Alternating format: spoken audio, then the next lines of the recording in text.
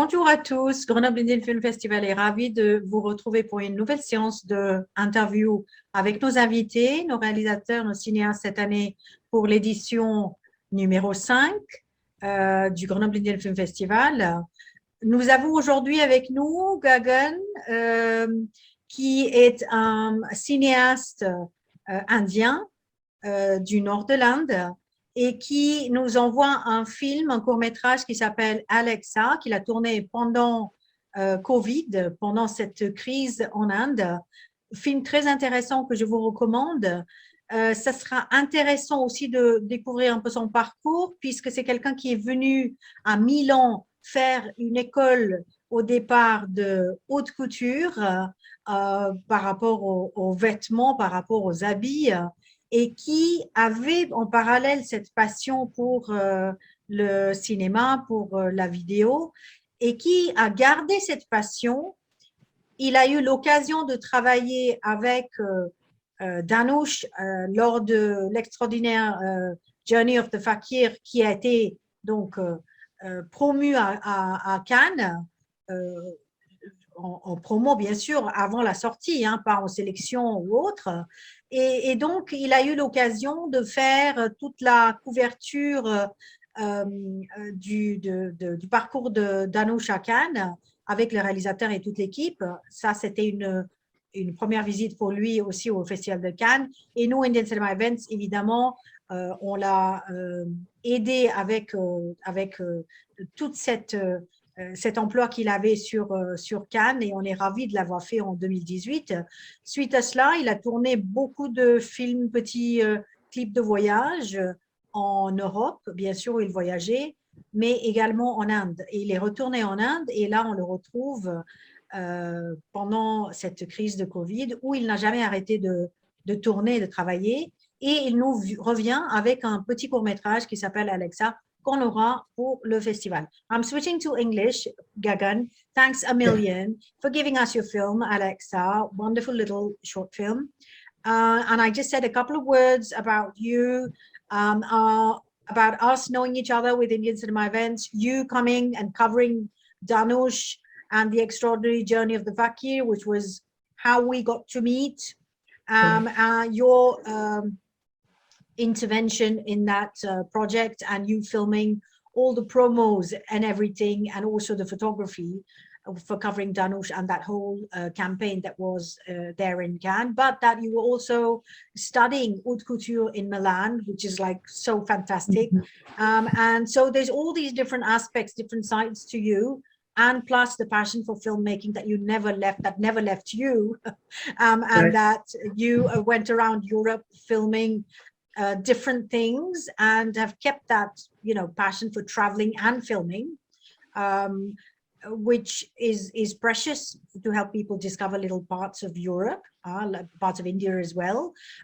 Also, during the riots in India, where you also filmed, were part of Shaheen Bagh, and you were putting out things for people to see, photography for people to see, which we could possibly during the festival also show, and could be interesting for us also to show this part of your work. Could be very interesting that we relay that. And so coming to Alexa, which you shot during COVID in India. So I'm coming back to you, Gagan. I've said a little intro on you already. I couldn't resist saying that. Do complete it a little bit about yourself, and how this passion for photography, for filming, all this never left you, and how it was born, how it came about. All right, so how it started, like I'll go in a very basic of it. How it started was when I was doing my bachelor's back in India, in Delhi, and I wasn't the person I am today because I was not. Today I'm an extroverted person. That time I was a complete introvert. I wouldn't speak with anyone, or people would not listen to me because I do not have something interesting to say. After 1.5 years of my bachelor's, my brother gifted me a camera, right? A Canon 600D. I remember that. I still have that camera. And that was the time when it changed everything. I started taking pictures, like normal still photography. And then I started writing something about those pictures, right? And that was the time when some people started liking my work, right? I started getting likes on Facebook. And then that was really a motivation for me, right? So I kept doing that. I kept doing that. And then I realized that people like what I see, my ways of interpreting things. So that's how it started in terms of using a visual image as my voice. And then during that time, I started with my fashion house, jewelry brand. For 1.5 years, I made sustainable paper jewelry for 1.5 years in India. And then I realized that maybe I want to study fashion more. Then I applied to Milan. And in the meantime, all of the time, I have been shooting pictures, posting it on Instagram, Facebook. So that never left me. That camera and that urge to click pictures and share it never stopped. Then fortunately, Milan happened. I got admission in Politecnico di Milano, and then I started studying fashion there. And I realized the opportunity to travel. And when I started traveling, I also found really interesting things like a change of culture, and I wanted to record it, right? I just wanted to record it for once. So I started recording it, and after 6 months, I remember after 6 months with like 7 different places around Europe, including Paris. And I went back home in December and was like, all right, let me try to compile something.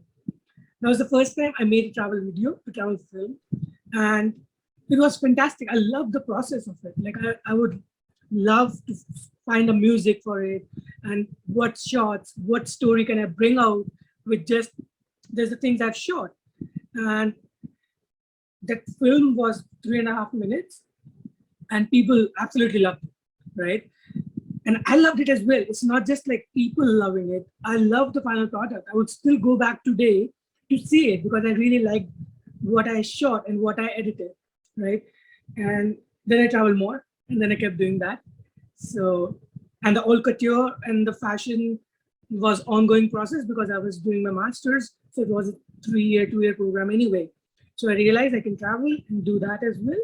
I started traveling extensively, started making more travel videos, started meeting more people. I did a couple of events, like paid projects for the jazz clubs and the bars to earn some extra money. I made films for them and they really liked my work, so they would give me more work with that.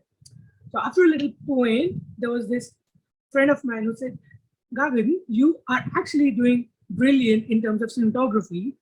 Then you do designing. So then I realized, yeah, if somebody's saying it, maybe I should realize it as well. And I took a little moment and I realized, like, is this the thing I really want to do for the rest of my life? And then I took a trip. I took a 30-day trip across Europe in August. And I gave myself a challenge. Like, I will shoot every day something, and then I'll make a video out of that footage from that day, not the previous day, not the next day, whatever you are feeling that day while traveling. I'm going to make a 1-minute video every day for the month. And I did that, right? I did 1 day at a time challenge for myself. And I made 31 videos in 31 days. And that was the time when I was tired as well. But then I realized this is the one thing I would never give up. Even if you're not feeling well, you're not doing great or whatever it is. This way of communicating for me serves the real purpose. Like in a short one-liner, this gives me voice, right? So, and I can communicate with a lot of people around the world without even saying a word. You know what I'm saying? So yeah, this is I think the push behind me, that I want to share stories and my side of emotions with the people without really telling them what I'm feeling, just through the visuals, just through very common language of what they are seeing, what I am seeing. And I'm just compiling it in a different way. That's about it. Right. So this part is one of the things that we mentioned. Now, coming to obviously the part that you had linked with Can, linked with Danush, what came out of that work? What came out of yes, you did Can 2 years. We were super happy to sponsor you the second year. We want to follow people. We want to see the progress. We want to see the progression. And it makes us happy to think that, wow, they're going forward with projects. What's come out of that? So I tell you, so this is a my life actually started taking a turn into a professional cinematographer, filmmaker after Cannes, right? So Cannes was that door, which I always dreamt of, like being there, being in that vicinity, around people, around seeing the mecca of films, right? So when I was there for the first 2 days, if you remember, I was just startled. I had no idea what was happening. I was just so startled there. But then I got settled in. I started working there. So when I went to Cannes, I was a video maker or a photographer. When I exited Cannes after the first year, for the first 10 days, I was a filmmaker, right? So that difference of line from a video maker to a filmmaker is what Cannes did for me. I started seeing things differently. I gained confidence in my own work. I started writing my own stuff. I started analyzing more films. I started seeing it more cinematic universe around me in a way that it can be a film, right? So that changed a lot. And then the second year Cannes happened.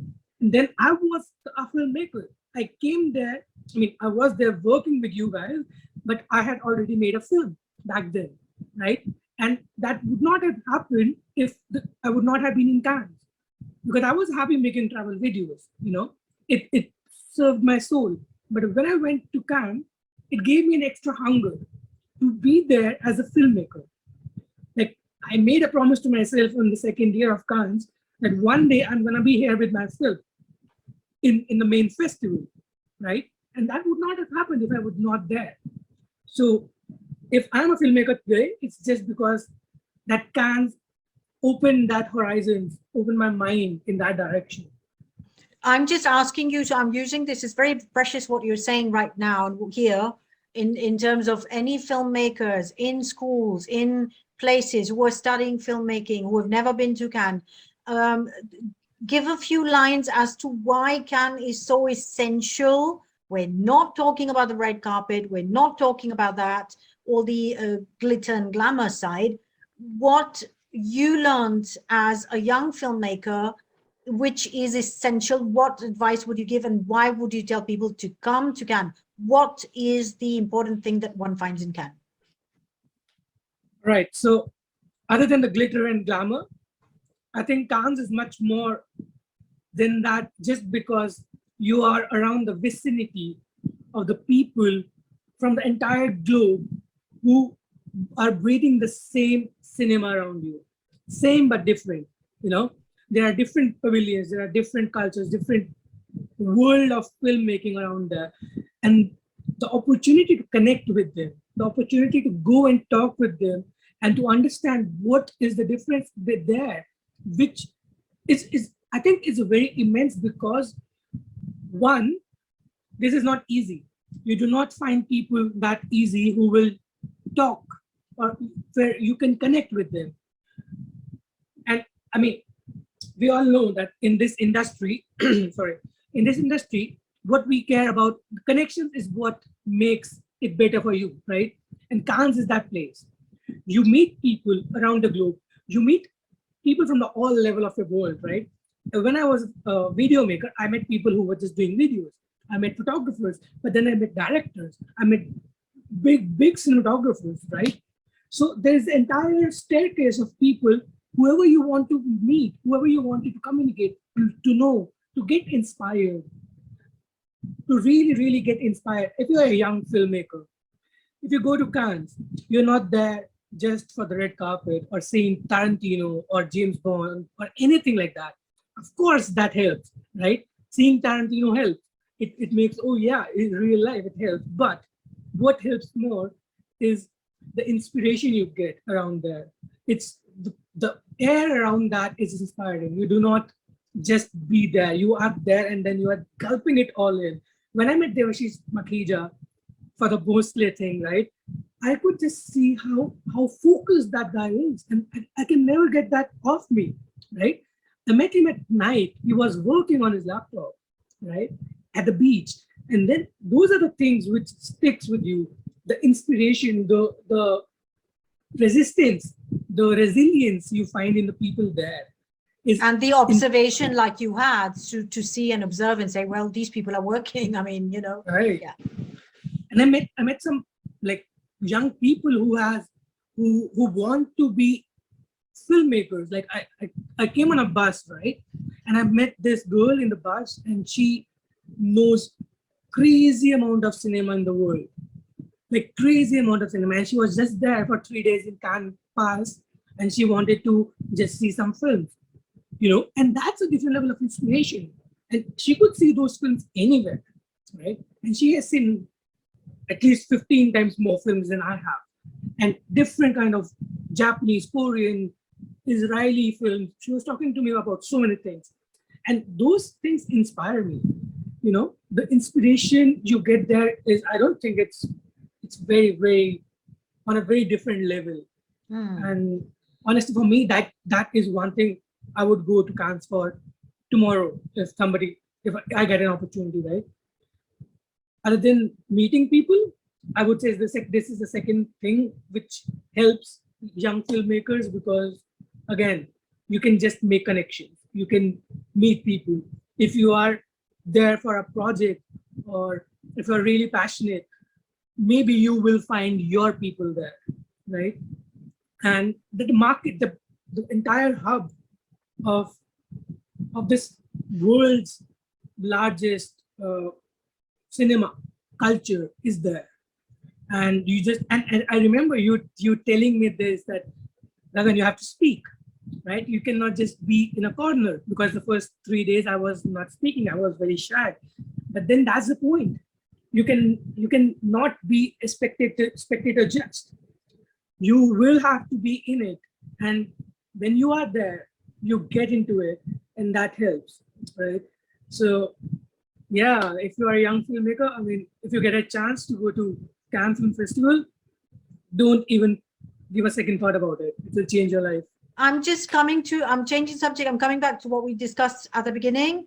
Gagan, give me a few words also about how you felt when you show your work to people like Dhanush, because this came back to me so many times and thinking, wow, he's like on every single magazine and newspaper in India. His photo of Dhanush is absolutely everywhere. Not only that, but people are coming to you, and Dhanush himself is saying, wow, this is so fantastic. Your work is really lovely. Coming from an actor like that, who doesn't need to say that, who's a superstar, who's surrounded by fabulous photographers or fabulous people doing all his promo and stuff. So that coming from him, from Ken Scott, from the whole team, from so many other people, that every time you were filming people, I was fortunate that you were doing all my photographs, but I mean, everybody wanted you doing their photos. So how did it feel? Because I mean, there's so many people who've you've done such beautiful photos for, right? So how did that feel?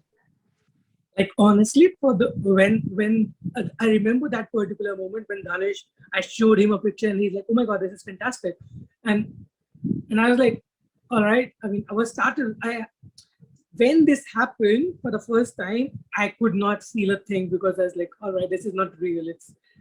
I'm living in some dream. But when next day I woke up, I saw Twitter and those pictures all around, and my friends sending me pictures from India, from newspapers and everything, that did you click this picture?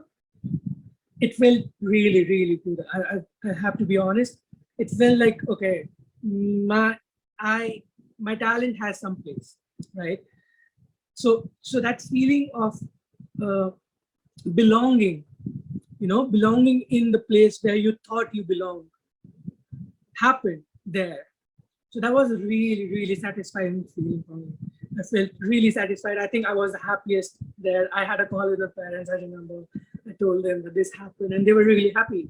And I was so happy that I couldn't speak. Like, I mean, I was just fumbling words so quickly that I just could not contain my excitement. And never happened with me before, right? So this is the first time it's happening, and coming from directors like Ken Scott and Dhanush and Manoj Bajpayee and all those people. And so it was, I still do not believe it. Like, is that really happened? But yeah, it did. And yeah, I'm really, really grateful for that experience as well.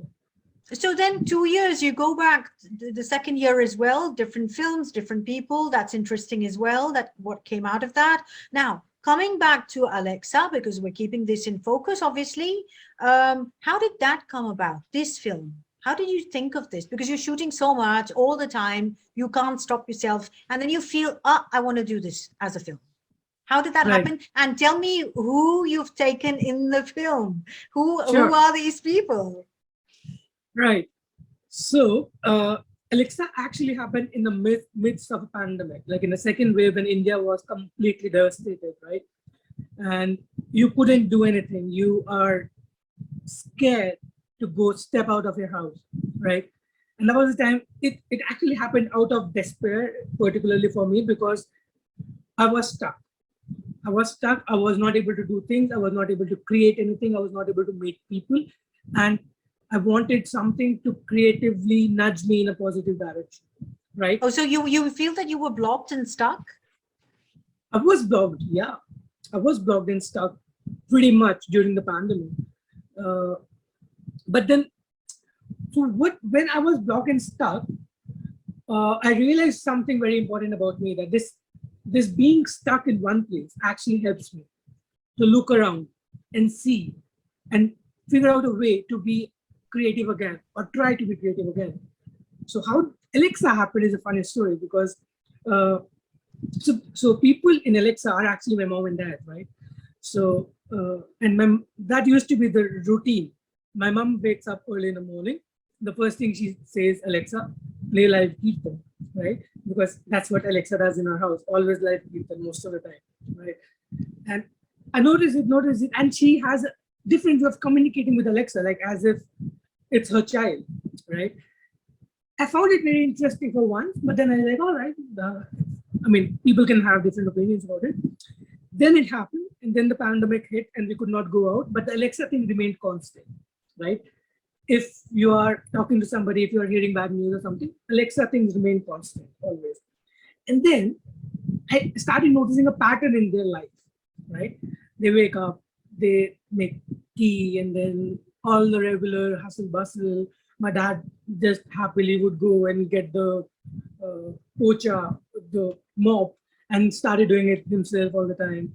And then I found a very beautiful hindrance of those mesh, right? You see a different version out of it. And then I was like, all right, this is very interesting. But then how it stuck for me to make this film was, first, I wanted to do something creative to just stimulate my brain. Second, I thought this is a story of pretty much every house right now, right? And as disappointing and sad it is, but there is a peace, there is a certain sort of calmness in it. And I wanted to show that. And I wanted to try to create that feeling for the viewer, right? So I started filming it secretly. So my parents, till the time I made this, they had no idea they are being filmed, right? So I would hide my phone. So I shot it on phone because I did not want to take my camera out. They would be uncomfortable and everything. So I wanted to be in their normal clothes, not doing anything for the camera or something. So I would just be around them and hide my camera under a pillow or something, just having a little view angle or something for that. And they would not know. And I started shooting it in, I think it's 4 or 5 days I shot whenever I found moments. And lately I started compiling it one day, and then I was like, okay, it makes sense. So I started compiling it, and then I thought like, oh no, some shots are missing. So I took 2 more days when my mom would make tea and then put some snacks in the bucket and everything. So I waited for it patiently. And when I made it, I showed it to them, and they're like, what? My mom cutely said, like, if you were shooting a film, at least you could have told me. I would have worn different clothes.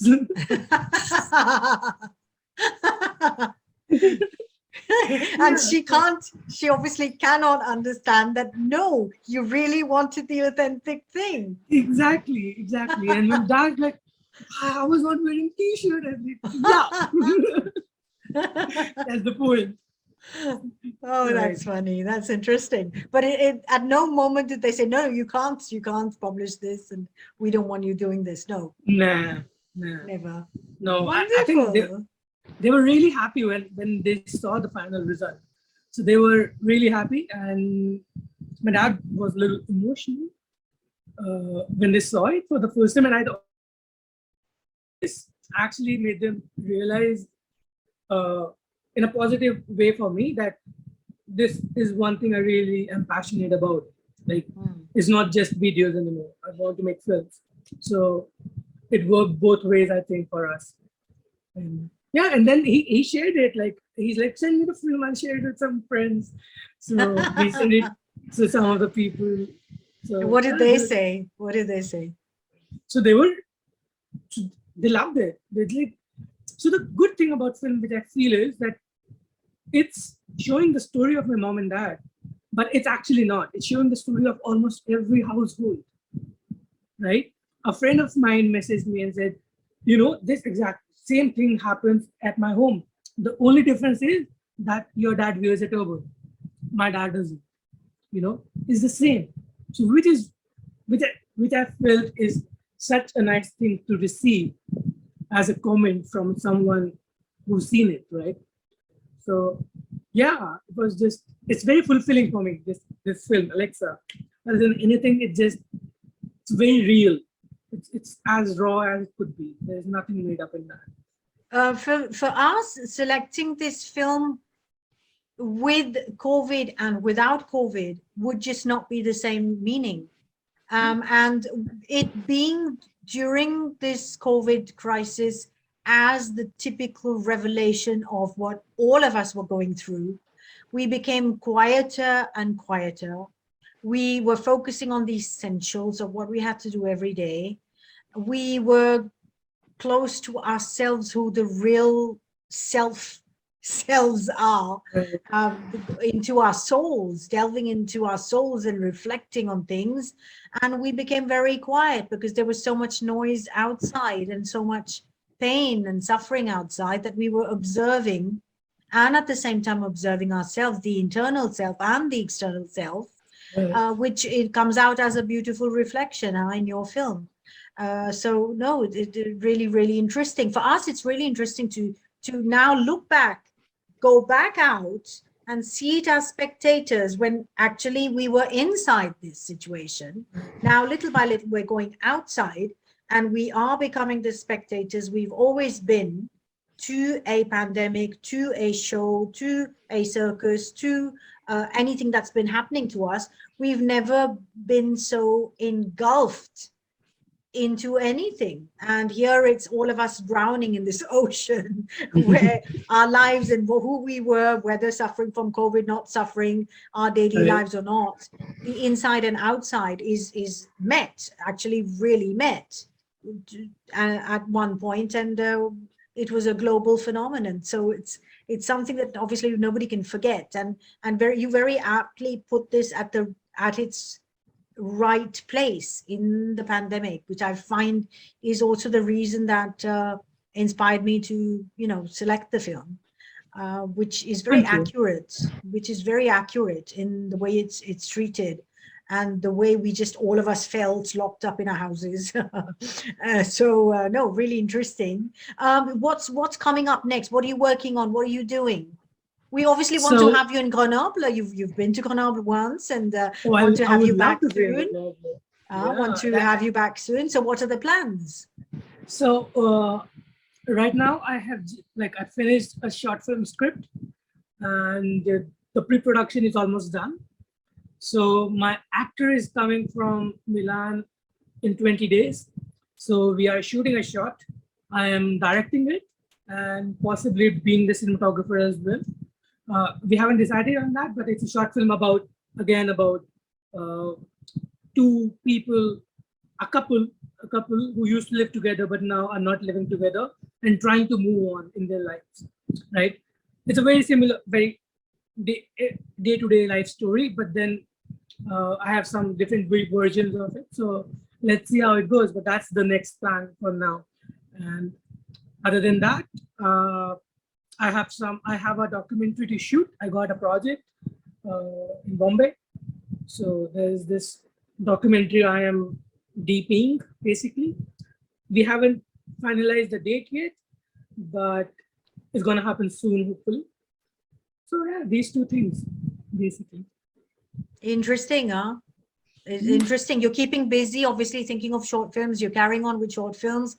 I imagine that you're also thinking that there is the possibility to one day write a feature, obviously. So it's very positive. Huh? I'm glad to see that you're staying optimistic and happy and working on projects. And obviously, Kanye will be back before we know it. Yes. Time flies. It's the end of the year already. We never thought. We were just beginning the year. We haven't done anything, and yet it's the end of the year already. Yeah? Right. Isn't it? Yeah. We actually this like it was this February year and now it's October. Yeah, and all we know and will remember in 2021 is the schedule of the vaccines. Exactly. and the second crisis and what happened, and we're so focused on this whole thing. Huh? Right. So it's good. It's good. I'm glad to hear that you're moving ahead. Lots going on, and it's positive for you, for us to know that we'll get other films and for the festival. Gagan, this is your house. I'm saying it to all the filmmakers. Grenoble Indian Film Festival is now your home, and you're welcome anytime. We'd be delighted to have whatever films, to have you come with us. It's our 5th anniversary this year, and join us, say a hi anytime you want live on Instagram. We're going to be live with filmmakers who've been here, whose films have been with us. So it'll be lovely to just, keep in touch, and you to tell us what's going on and how you are in the coming weeks during the festival, if you want. Definitely. And congratulations. I mean, I have been with ICE, and I know how hard you guys work and how dedicated and passionate you are about it. And I'm really happy to see it like growing in. And also I'm really happy to be a contributing part of it as a filmmaker now. So it's a very proud moment for me as well, particularly. And I would love to be there, and I hope I can be there soon to say hello to you and yeah, watch a film together maybe, right? Exactly.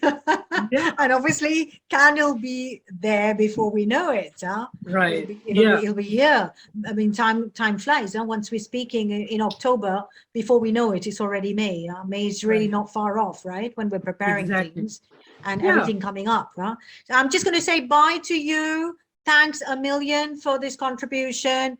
Goodbye, and please take care of yourselves. Thanks a million for participating and giving us. Thank you so much. Thank you so much. It's a pleasure for me, and you too. Take care, and then hopefully I get to see you soon in real. Yeah.